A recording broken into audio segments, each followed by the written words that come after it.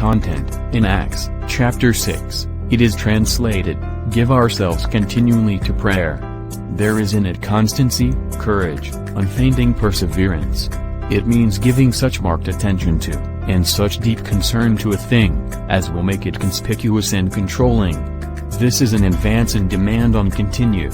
Prayer is to be incessant, without intermission, assiduously, no check in desire, in spirit or in act, the spirit and the life always in the attitude of prayer. The knees may not always be bended, the lips may not always be vocal with words of prayer, but the spirit is always in the act and intercourse of prayer. There ought to be no adjustment of life or spirit for closet hours. The closet spirit should sweetly rule and adjust all times and occasions. Our activities and work should be performed in the same spirit which makes our devotion and which makes our closet time sacred. Without intermission, incessantly, assiduously, describes an opulence, and energy, and unabated and ceaseless strength and fullness of effort like the full and exhaustless and spontaneous flow of an artisan stream. Touch the man of God who thus understands prayer, at any point, at any time, and a full current of prayer is seen flowing from him. But all these untold benefits, of which the Holy Spirit is made to us the conveyor, go back in their disposition and results to prayer.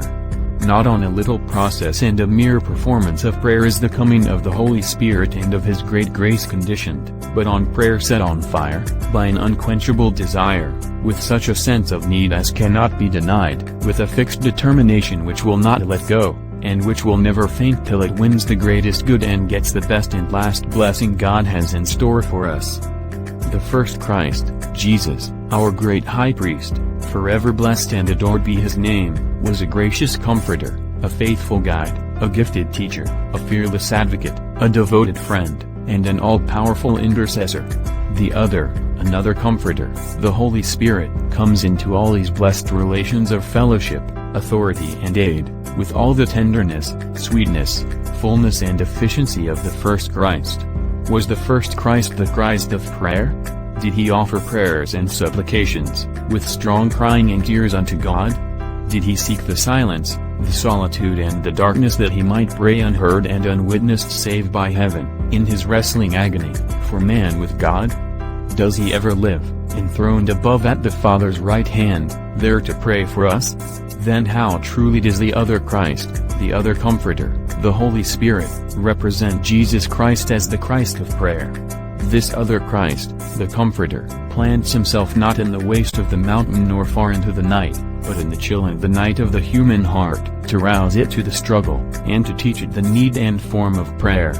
How the divine Comforter, the Spirit of Truth, puts into the human heart the burden of earth's almighty need, and makes the human lips give voice to its mute and unutterable groanings.